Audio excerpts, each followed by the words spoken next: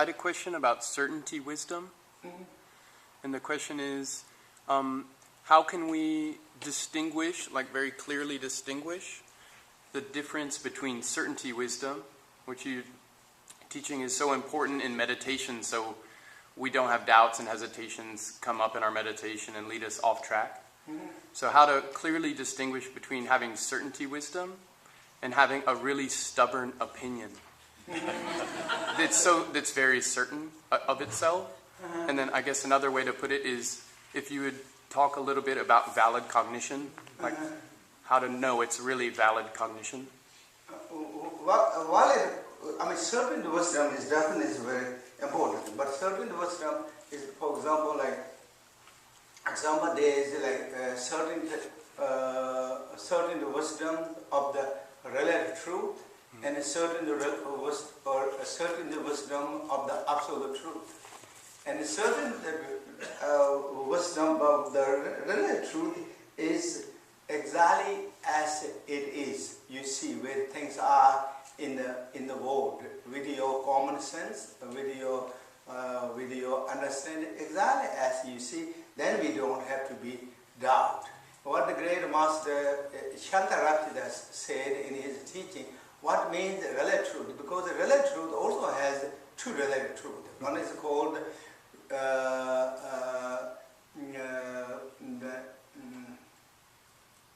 and perfect relative truth and wrong relative truths. Wrong relative truths. Both are relative truths. But now we're talking of the perfect relative truth. Perfect relative truth is what the great master Shantaraptita said, that everyone see the same thing, from the scholar to the just unstarted person, everyone agree the same thing. And also as you see things as it is also performing that item, so whatever that is performing exactly as should do. Mm-hmm. So for example, that I have used a roughly example. So if you see the fire, when you see the fire, scholars see the fire is fire, very educated, or that such as Einstein. Einstein, when you see the fire, he will say also is fire. And an unstarted person that live in small humans also will say is fire. Is fire. So there is no really disagreement between that fire. So that is called commonly perceived by everyone. Common perceived. And then what we say, and then it performed the activities. That is the second quality of the certainty wisdom. That fire, as everyone says, the fire, but it does that activity of the fire. It's burning, heat, warmth. It has, or it don't have that. If it's not, then that fire, even everyone says the fire is not. Not, it's something different. So performing the activity exactly as it is. And then if you investigate, analyze that according to Madhyamaka point, absolute level, then it's empty. That is known as the perfect relative truth. Perfect relative truth, symbol of perfect relative. So when you see that exactly as it is, and then it's called certainty wisdoms. Exactly.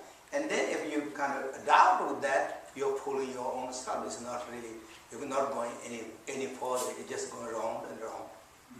Wrong. So that is certain wisdom. So that is about in a relative level. Absolute level, that what we're talking, certain wisdom, is, for example, we look into the mind. Mind. We're not going to any place. Mind is nature of is emptiness. That is also, if you look to everyone, from the educated person to the uneducated person, if you see where is mind, I don't think anybody has any answers. So and even there's no answer there, but it's also coming. All this displaced thoughts and all these thoughts are coming. And then you look to both of those, whether it is a display or whether that mind is something. This is all again as uncompounded or empty states. So that when you have that realization, I think that is really the certainty wisdoms. Certain wisdom, and I think that is also as like valid cognitions too. And Rinpoche, yeah, could you then say also a little bit about like the difference between impure relative truth and the way noble beings see it, the pure relative truth? Yeah. With that? That is impure, this partially related truth and artificial related truth. Artificial related truth, I think maybe, again, you know that is such as a reflection moon in the water. Is an artificial example of the artificial relative truth. It is a relative truth. It looks like moon, but it's not going to perform the activity as moon's activities. So this is it. And also a picture of the moon or a picture of the fire, whatever. It looks like that, but it's not going to perform activity. So those are all categories named as wrong or the unbeneficial relative to compare with the really related truth. It's just examples in the philosophical systems. Then this is called pure relative truth and impure relative truth. Impure relative truth, nature, impure relative truth and pure relative truth, nature is the same. There's no difference. All is illusion, all is display. There's nothing really different. But however, impure relative truth is what we see is. We see art is like art, water as water, fire as fire, wind as wind. And the pure relative truth is those enlightened beings. See, water is not earth. It's like female Buddha. Female Buddha sangye jema, sa sangye jema, cho mama ki. Water is mama ki, me kukarmo. Fire is kukarmo, long tamsek drama, long wind is tamsek drama. Female Buddha of the female Buddha of the Amoga Siddhas. And Namkwa sky is the Dodya Yingsoma. Veja Datu Shori. Those really will see. So this is a relative truth. It will be pure relative truth. That is what really it is. All that see. That was called pure relative truth. And reality, as I said, whether it's pure or impure, nature is the same.